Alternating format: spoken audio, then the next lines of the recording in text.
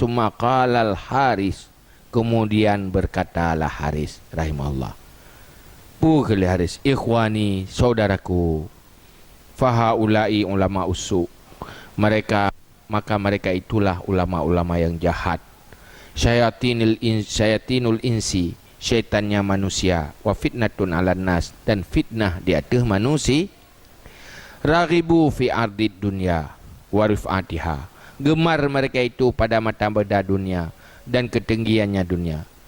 Sebenarnya yang galak dengan kehebatan ini dunia, haya ini itu, wa asaruha 'alal akhirah, dan mengutama mereka itu akannya dunia dan akhirat. Pada hakikatnya lebih penting dunia ketimbang akhir. Wa azalluddin lid dunya, dan dipihina mereka itu akan agama demi dunia, untuk mendapatkan dunia, gerelah agama, gehancurkan agama.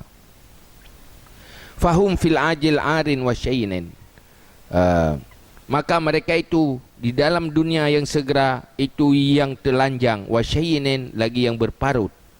Hidupnya nyopih deh bro kan, hanagat.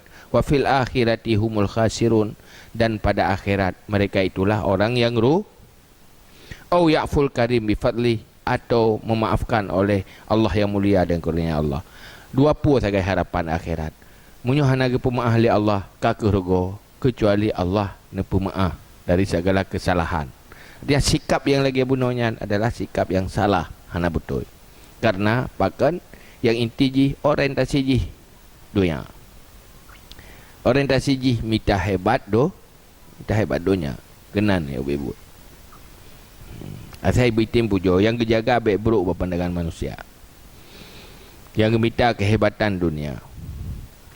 Yang kejaga baik hina berpandangan manusia. Ini yang bebut orientasi ji.